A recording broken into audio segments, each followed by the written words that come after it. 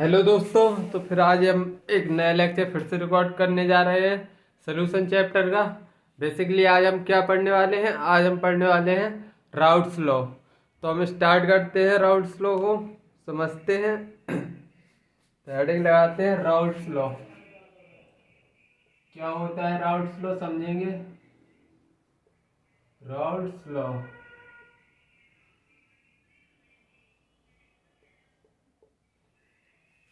Routes law को समझने से पहले सबसे पहले हम एक कंटेनर बनाएंगे। एक कंटेनर, इसमें मॉलिक्यूल ए के प्रेजेंट है।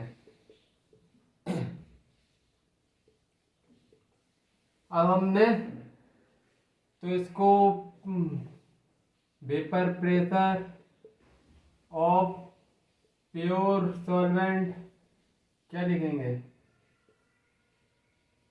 प्योर सॉल्वेंट क्या है? P not a. अब हमने इसमें हमको खुरापात सूझी और हमने इसमें डाल दिया नॉन वोलेटाइल सोल्यूट भी। Non volatile solute, non volatile solute डाल दिया। तो क्या होता है? वेपर प्रेशर कम हो जाता है। मैंने तुमको पिछली क्लास में बताया था B.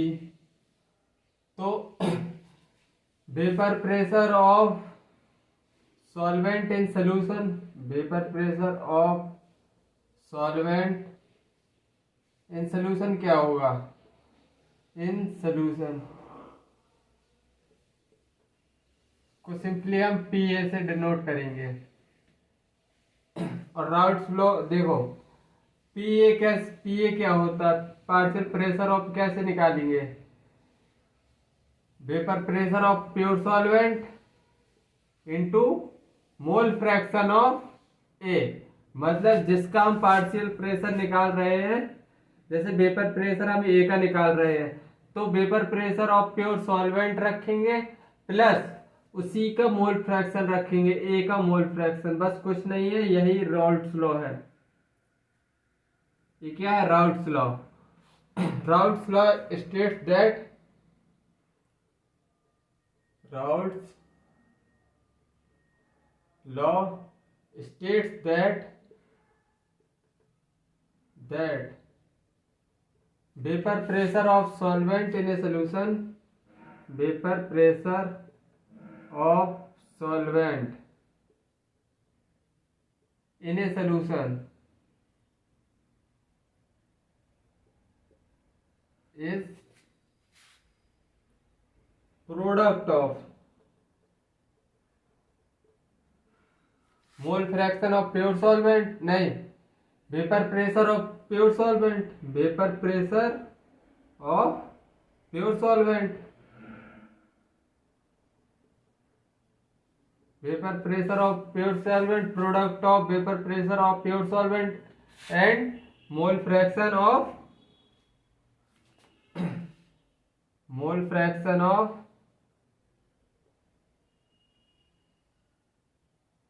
mole fraction of and its mole fraction and its mole fraction, mole fraction।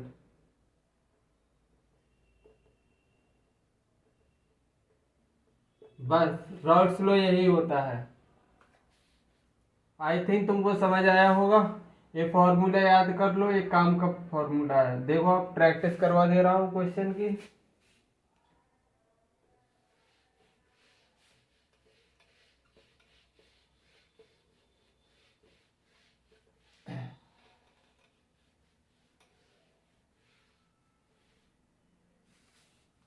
तो सबसे पहले क्वेश्चन लिखेंगे हम।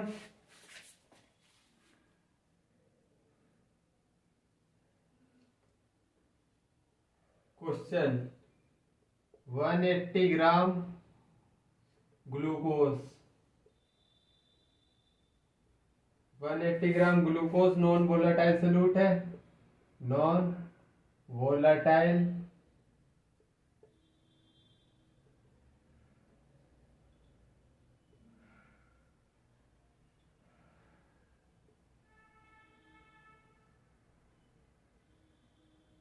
Non volatile 180 gram non volatile solute is present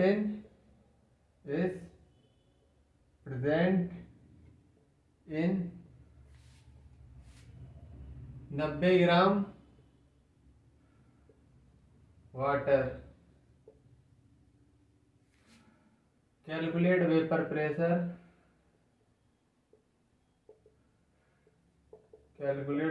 pressure of this solution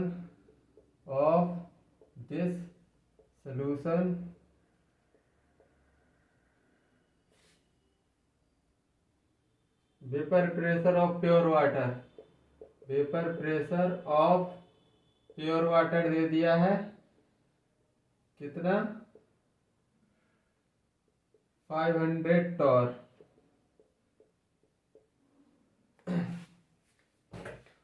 तो देखो मैं तुमको समझाऊं, एक कंटेनर था 100 ग्राम ग्लूकोज डाला है बाहर से, नॉन वोलेटाइल सॉल्यूट है, present in 90 gram water. 90 gram water है, calculate vapour pressure of this solution. Vapour pressure of pure solvent दे दिया। तो देखो ये नॉन वोलेटाइल है, ये ग्लूकोज नॉन वोलेटाइल है, तो वेपर प्रेशर ऑफ सोल्यूशन कैसे निकलेंगे? वेपर प्रेशर ऑफ सोल्यूशन कैसे निकालेंगे?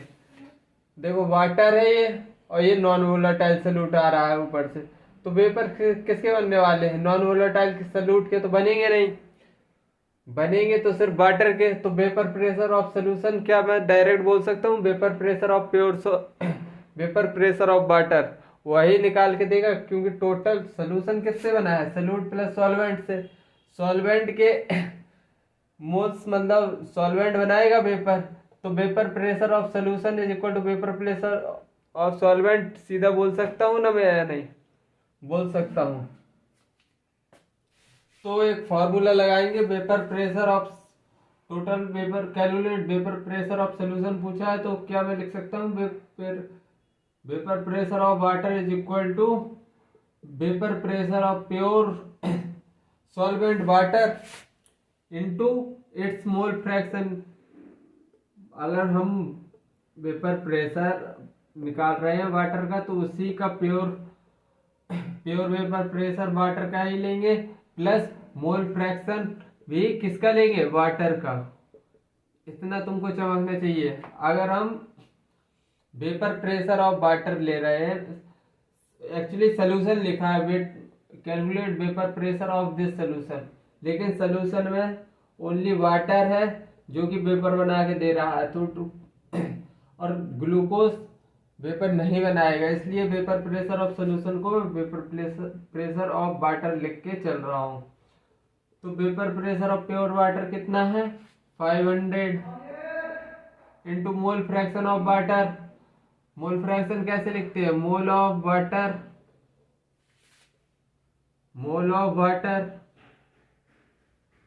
Plus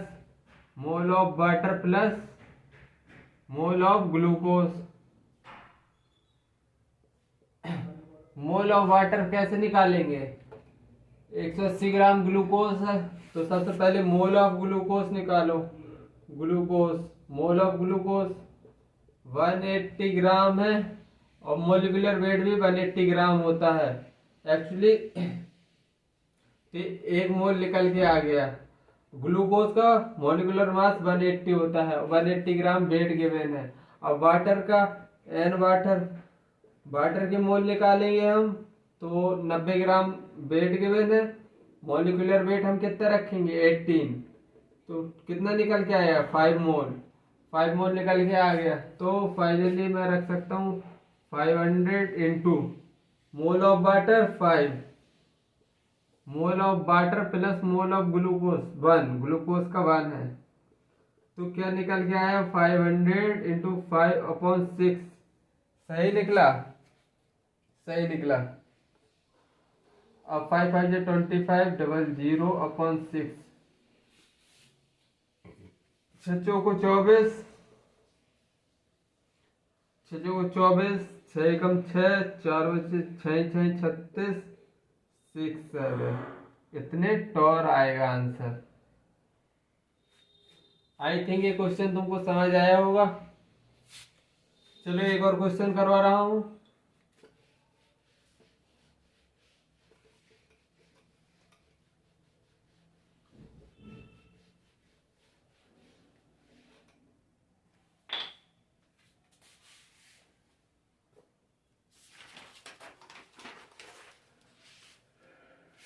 calculate vapour pressure of solution. Calculate vapour pressure of solution.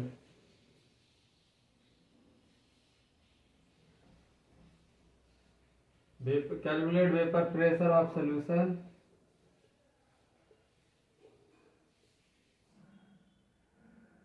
which contain 1 mole urea, which contain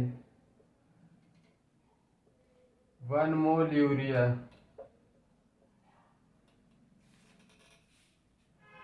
non volatile solute है, non volatile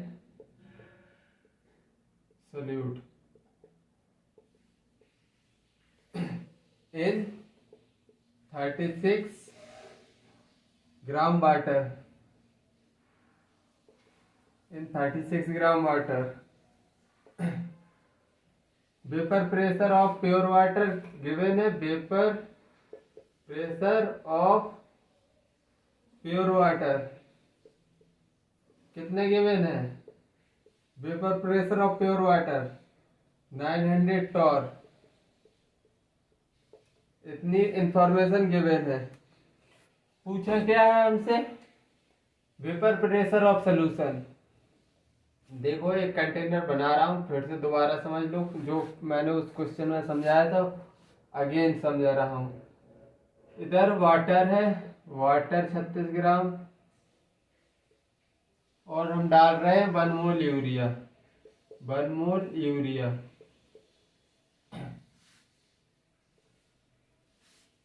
1 मोल urea, 1 मोल urea डाला है हमने। Urea क्या है? नॉन वोलेटाइल सॉल्यूट है, ये अपने वेपर बनाएगी नहीं। तो वेपर प्रेशर ऑफ सॉल्यूशन किसके बराबर होंगे? वेपर प्रेशर ऑफ वाटर के बराबर होंगे या नहीं? वेपर मतलब वेपर लिखवा दे रहा हूं तुमको घुसने वाला नहीं है। वेपर प्रेशर ऑफ सॉल्यूशन क्या होगा?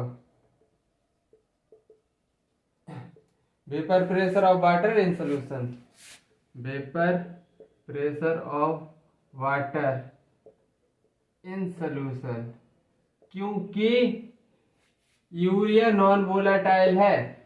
मैं बार बार समझा रहा हूं, घुस जाना चाहिए अब दिमाग में।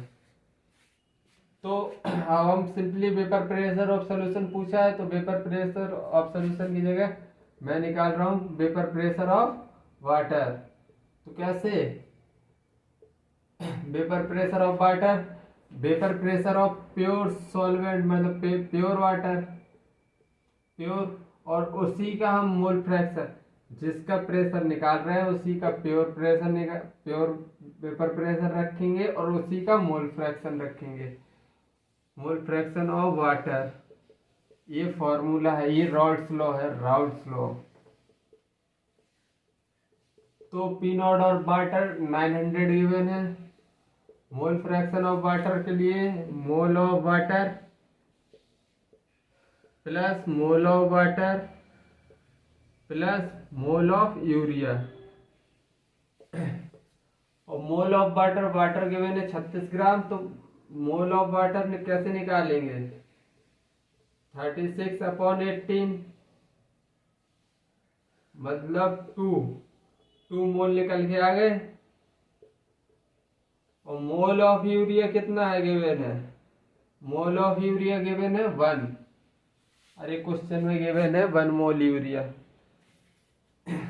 तो अब इसको सॉल्व करेंगे। 900 इंटू मोल ऑफ वाटर कितना है? 2।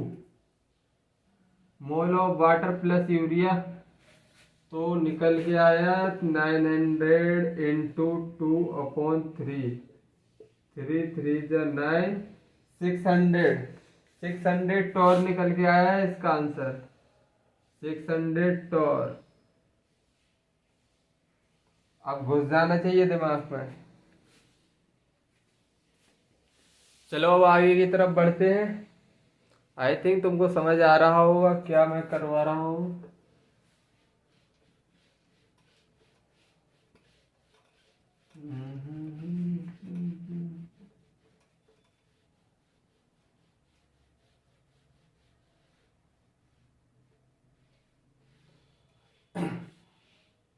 अब चलो, एक नई चीज पढ़ाने से पहले मैं तुम्हारे एक डाल्टन्स लॉ में वैसे पढ़ा तो चुका हूँ, लेकिन एक बार फिर से पढ़ाऊंगा। Dalton's law of partial pressure क्या होता है? डाल्टन्स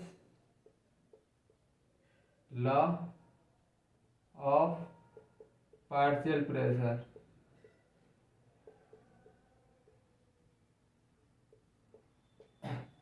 वैसे ये पढ़ाना नहीं चाहिए, लेकिन मैं तुमको, तुम्हारी याददाश्त थोड़ी ज़्यादा कमज़ोर है, इसीलिए पढ़ा दे रहा हूँ कि मतलब सर हम रिवाइज तो करते नहीं है। तो ये किसके लिए वैलिड है? Only for gas.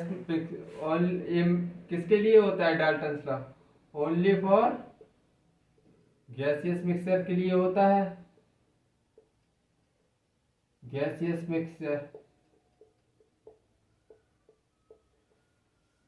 तो एक कंटेनर है, सपोज दैट इसमें दो गैस हैं, ए गैस, बी गैस। तो अगर हमको इसका टोटल प्रेशर निकालना होगा, तो देखो प्रेशर गैस के मॉलिक्यूल है, गैस के मॉलिक्यूल भी मतलब इस कंटेनर की वॉल प्रेशर लगाएंगे, और बी के गैस के मॉलिक्यूल भी प्रेशर लगाएंगे इस वॉल पे। तो हम टोटल प्रेशर कैसे निकालते हैं? डाल्टन्स लॉ भैया बताते हैं कि टोटल निकालना है तो हम इंडिविजुअल प्रेशर को ऐड कर देंगे, क्योंकि ए भी प्रेशर इस कंटेनर की वॉल पे लगा रहा होगा और बी भी इसी कंटेनर की वॉल पे बी भी अपना प्रेशर लगा रहा होगा। तो टोटल प्रेशर हम कैसे निकालते हैं? सीधा सम कर देते हैं, पी टोटल। टोटल प्रेशर हम कैसे निकालते हैं? Pressure of gas A, gaseous molecule है, प्रेशर ऑफ गैस बी। कुछ नहीं, डाल्टन्स लॉ ये है।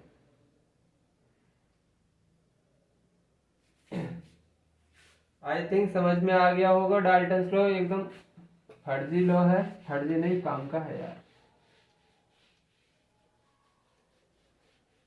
अब हम पढ़ेंगे, ये मैंने तुम्हारी नींव बनाई थी, अब मैं पढ़ने वाला हूँ effect of addition of volatile solute. अभी तक हमने नॉन वोलेटाइल सॉल्यूट ऐड कर रहे थे मिक्सचर में, अब हम करेंगे वोलेटाइल सॉल्यूट को add.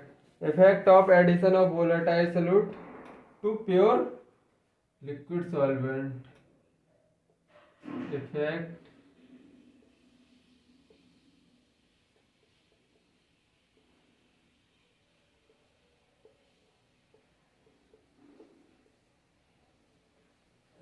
of addition of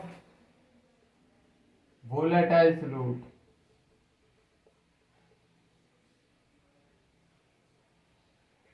in pure liquid solvent.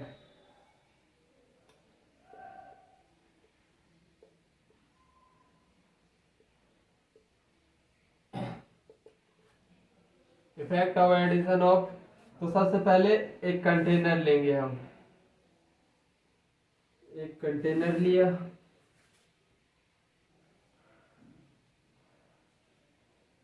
इसमें ए के मोल प्रेजेंट है, ए के मोल प्रेजेंट है, तो वेपर एक ही बनाएंगे। अब हमने बी सोल्यूट डाला, solute volatile solute B, volatile. अभी तक हम क्या डाल रहे थे? Non volatile. Volatile solute B हमने ऐड किया तो वो भी अपने कुछ वेपर बनाएगा या नहीं। अगर वोलेटाइल है तो वो अपने अपने वेपर बनाएगा। कोई भी वोलेटाइल चीज हो अपनी भाप तो बनाएगी ही बनाएगी। तो सिंपली ये भी अपनी वेपर बनाएगा। तो हम पीए क्या है, vapour pressure of A, vapour pressure of A. PV क्या लिखेंगे, पीवी को क्या, वेपर प्रेशर, क्योंकि आप बीवी प्रेशर बनाएगा, वेपर प्रेशर ऑफ बी। अब हमको क्या फाइंड करना है, हमको फाइंड क्या करना है, पी टोटल फाइंड करना है। क्योंकि अब दोनों कंपोनेंट्स, ये ए भी अपने वेपर्स बना रहा है, बी भी अपनी वेपर्स बना रहा है, तो हम पी टोटल कैसे फाइंड करेंगे। उछल क्यों रहा, अच्छे से उछल ले।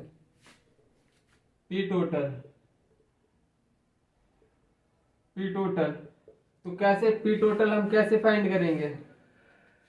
अभी मैंने क्या पढ़ाया तुमको, अभी मैंने पढ़ाया डाल्टन्स लॉ।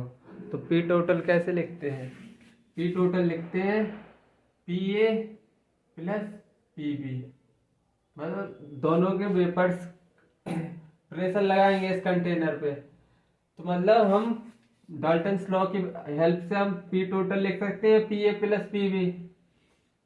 अब पी टोटल पी ए को क्या हम पी नॉट एक्स से लिख सकते हैं।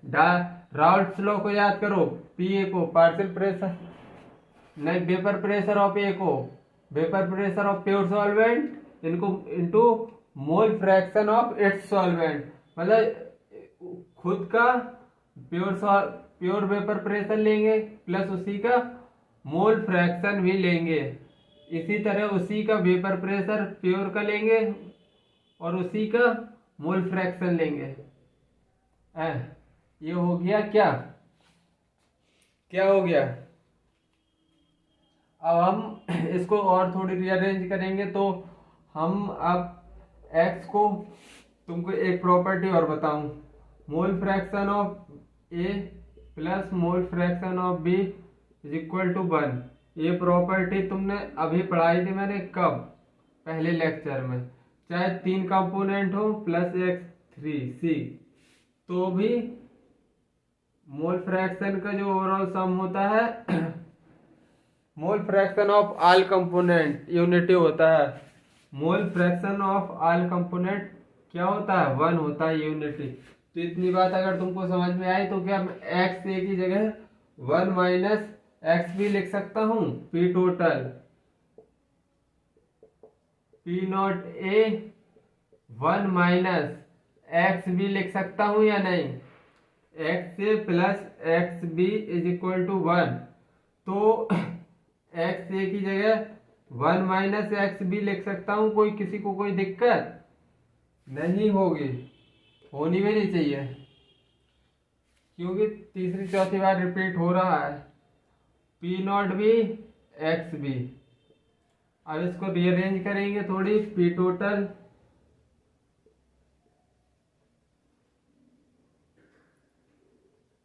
P not A minus P not A X B plus P not B X B. क्या हम इस तरह लिख सकते हैं, देखो देखो देखो, पी टोटल को अब हम लिख सकते हैं P not A plus P not B minus P not A X B को कॉमन ले लिया। ये फॉर्म याद कर लो।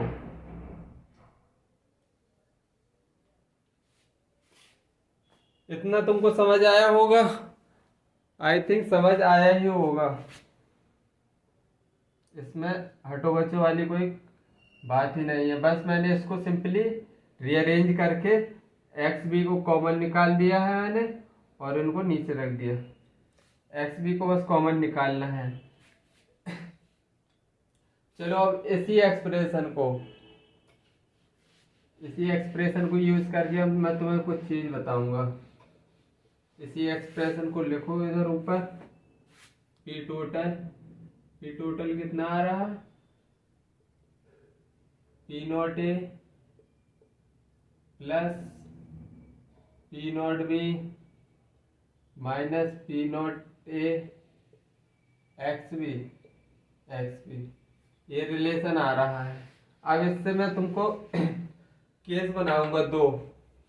If solute B is more volatile than solute A solvent A. If पहला case one,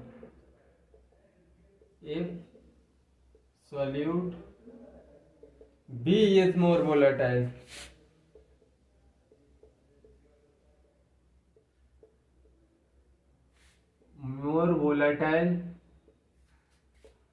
then solvent A.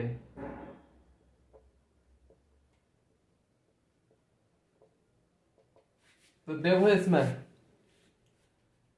Solute B is more volatile.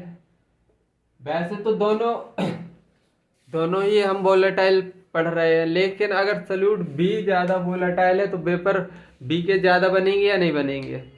Obvious सी बात है। मतलब वेपर प्रेशर ऑफ बी का ज्यादा रहेगा। वेपर प्रेशर ऑफ बी का ज्यादा रहेगा तो देखो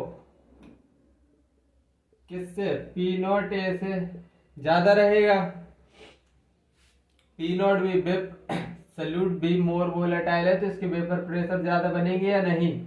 इतनी बात तुमको समझ आ रही है या नहीं? अगर बी के प्रेशर ज्यादा बन रहे हैं तो इधर से देखो ज्यादा माइनस कम, P B vapour pressure of B का ज्यादा है तो ज्यादा माइनस कम, मतलब ये ओवरऑल पॉजिटिव वैल्यू आएगी।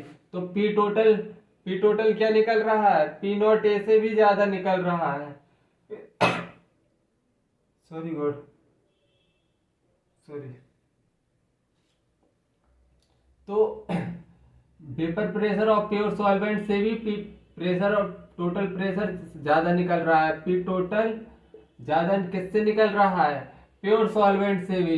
Vapour pressure of pure solvent से भी ज्यादा निकला है, देख लो। अरे भाई इधर सीधी बात, पी नॉट बी ज्यादा है तो ओवरऑल वैल्यू पॉजिटिव आने वाली है। अब इतना तो समझना चाहिए।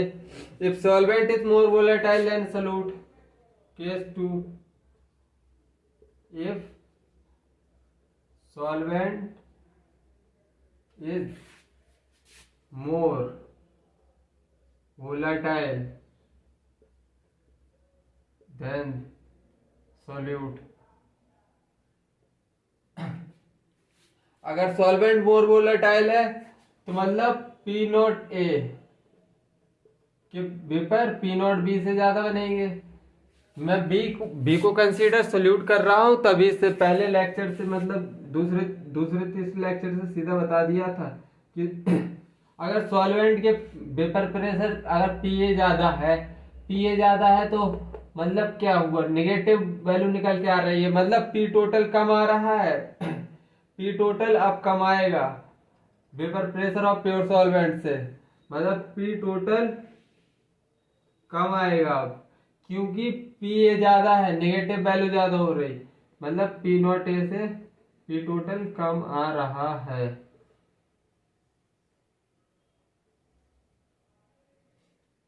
आई थिंक तुमको इतना समझ में आया होगा।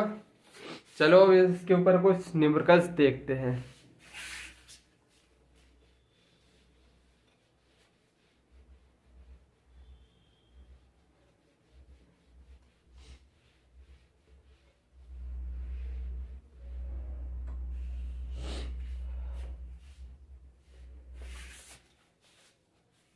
Question,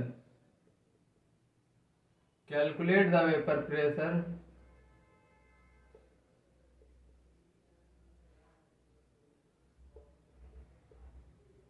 of a solution containing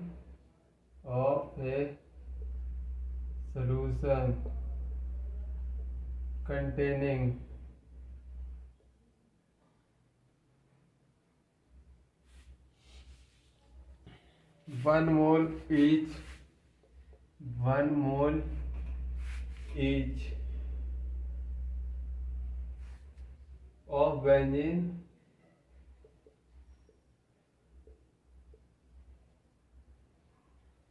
P note भी कितना गिवन है 500 टॉर एंड टोल्यून कितना गिवन है पी नोट टोल्यून का 800 टॉर। अब बस क्या पूछा हमसे, calculate the vapour pressure of solution. 1 mole of P not be भी दे दिया है, पी नॉट ये भी दे दिया है, मतलब ये क्या है, दोनों वोलेटाइल है। तो अब टोटल प्रेशर हम कैसे निकालेंगे, total pressure P total, simply दोनों का प्रेशर है P naught X, P naught X क्या है, पी नॉट बी है benzene, P not B into X B, P not B X B plus P naught toluene है, P naught of toluene into X toluene, mole fraction of toluene. तो बस value रखो, P not A B 500 given है, mole fraction of B कैसे निकालेंगे, calculate the vapour of 1 mole each of benzene, मतलब 1 मोल benzene का है 1 मोल टोल्यूइन का है, दोनों का 1-1 मोल दिया है, तो बेंजीन का 1 नीचे 1 + 1 प्लस टोल्यूइन का 800 गिवन है, मोल फ्रैक्शन ऑफ टोल्यूइन कितना आ रहा है 1 + 1, तो मतलब इधर से कितना निकला 500/2 प्लस 800/2 कितना 250 आया प्लस 400 मतलब 650 Tor.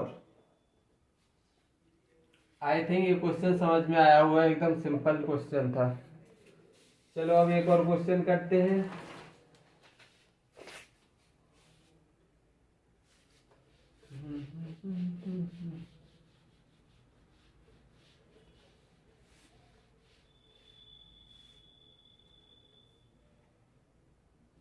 Question, vapour pressure of solution of A vapour pressure of A solution of A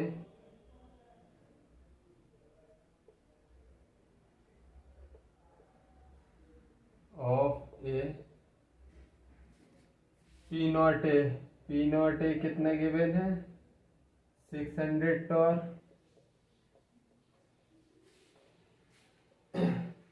and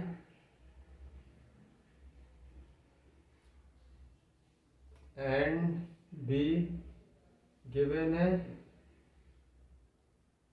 P not B 1000 torr is found to be found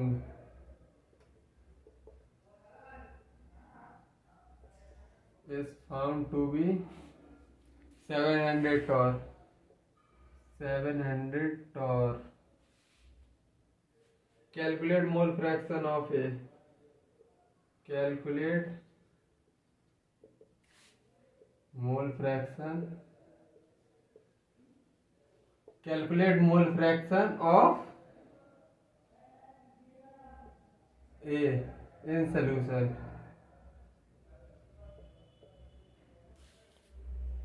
अब बताओ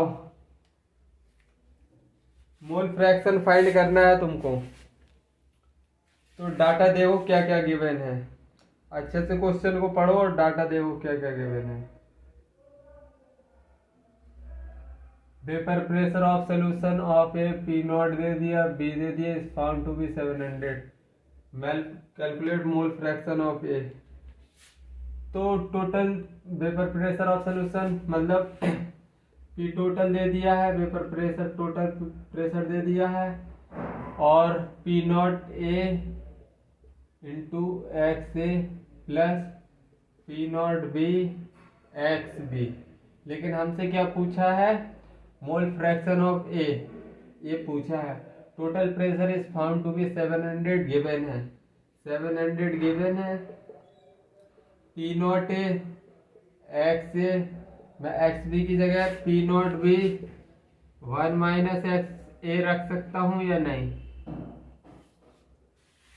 बिल्कुल रख सकता हूँ। तो 700 is equal to P not A X A plus P not B minus P not B X A. हाँ, तो finally हम इसको पी नॉट बी रखेंगे। इसको सॉल्व कर रहा हूँ। P not B is plus P not A minus P not B X A को कॉमन ले लो। और P naught 700 total pressure, P not B कितना गिवन है? 1000। 700 is equal to 1000 plus P not A कितना है? P not A 600, 600 minus 1000 X A. क्या यार, क्या निकल के आ रहा? हाँ चलो इस साइड ले जाओ इसको, माइनस 300 आया इधर, और ये निकल के आया माइनस के 400 एक्स ए। माइनस से माइनस कट गया तो 00 एक्स ए कितना निकल के आ गया? 3/4। ये हमारा आंसर है, 3/4 हमारा आंसर आ गया। आई थिंक तुमको समझ आया होगा। चलो अब एक बार फिर से डाल्टन भैया को देखेंगे। एक बार और हम डाल्टन भाई को देखने वाले हैं। तो Dalton law of partial pressure, एक चीज समझानी है, फिर से मैं डाल्टन लॉ पे जाऊंगा। Dalton law of partial pressure.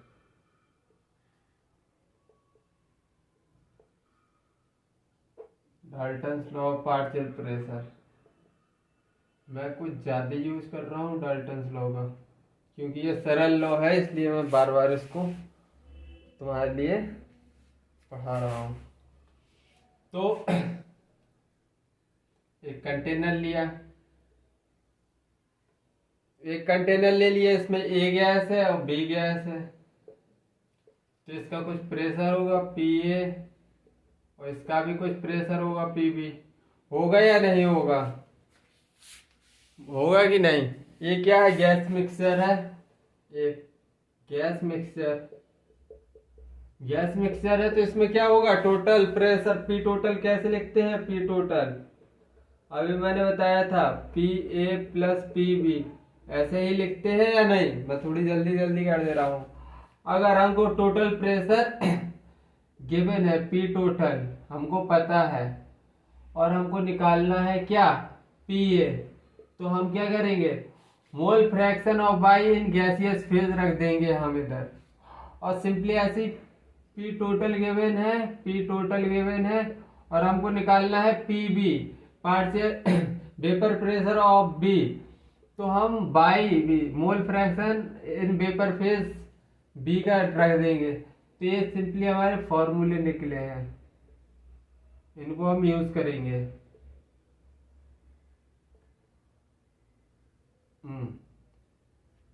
I think इतना समझ में आ गया होगा।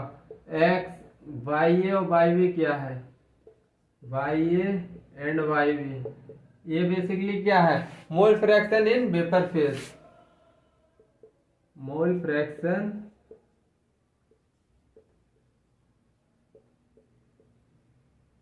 इन vapour phase.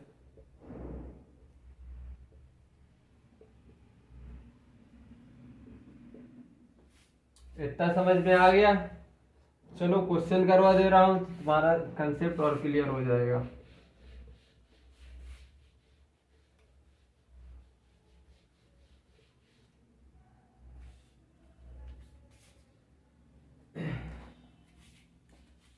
Question an ideal solution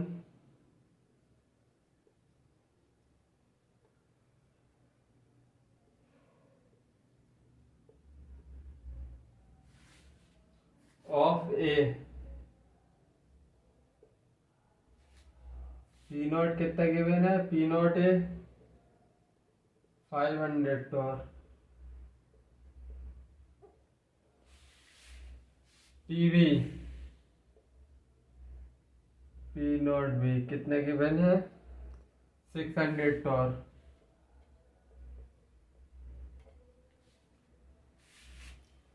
has mole fraction ratio of has mole fraction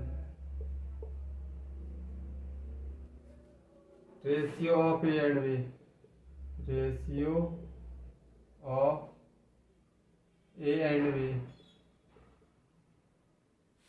in liquid phase, in liquid phase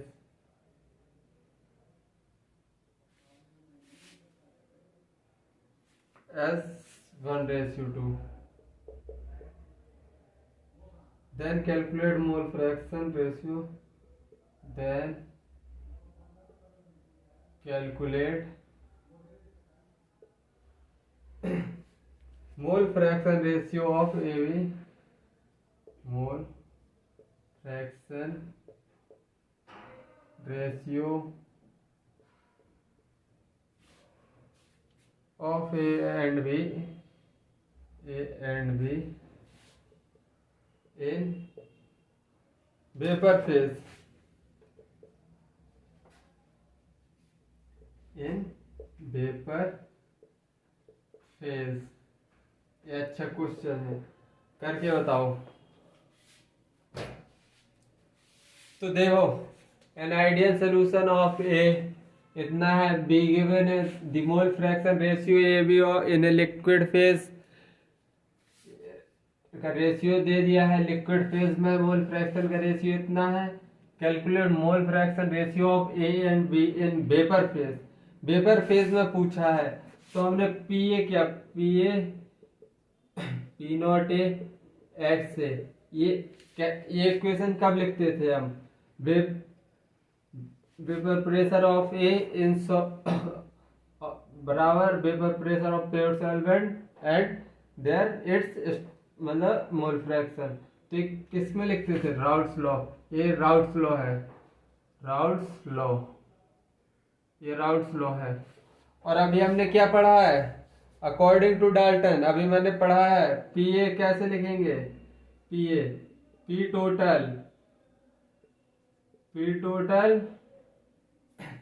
into y A. यही तो मैंने अकॉर्डिंग टू डाल्टन, अकॉर्डिंग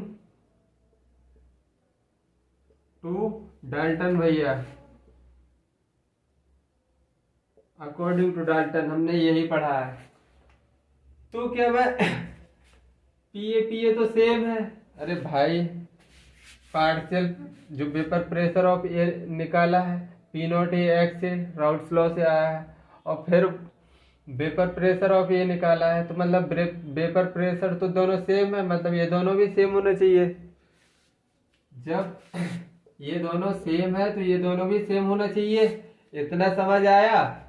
तो P not A X ए बराबर लिख सकता हूं P total into y ए, बिल्कुल लिख सकता हूं।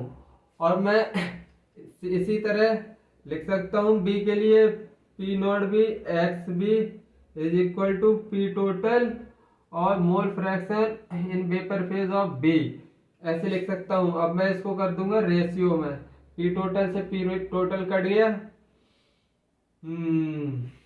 अब P not a P not be रखो वैल्यू बस इनकी। पी नॉट ए कितना गिवन है 500 और पी नॉट बी गिवन है 600। और पूछा क्या है एक्स, इसका एक्स अपॉन एक्स बी का ratio 1:2, mole fraction ratio of A and B liquid phase में, लिक्विड फेज में है ये। तो मतलब इंटू 1/2, और पूछा क्या है हमसे, YA/YB ही तो पूछा है, YB 600, मतलब कितना आ गया, YA/YB कितना निकल के आ गया, 5/12। अरे निकल आया, निकल आया। तो इसमें बताने वाली चीज ये है कि सबसे पहले अगर वेपर प्रेशर, मोल फ्रैक्शन रेशियो, वेपर प्रेशर पूछे तो डायरेक्ट तुमको राउट्स लॉ की, मतलब डाल्टन्स लॉ की याद आ जानी चाहिए। और डाल्टन्स लॉ क्या बोलता है कि पार्शियल वेपर प्रेशर ऑफ ए क्या होता है, total pressure into mole fraction in vapour phase, mole fraction in vapour phase. बस हमने पी ए को कैंसिल कर, ये दोनों राइट हैंड साइड सेम है तो लेफ्ट हैंड साइड भी सेम होनी चाहिए, तो मतलब हमने बस इसको रेशियो में कर दिया और फाइनली आंसर आ गया। आई थिंक तुमको समझ में आ गया होगा। आज का लेक्चर हम इधर ही समाप्त करते हैं, तब तक के लिए बाय, जय हिंद, ओके।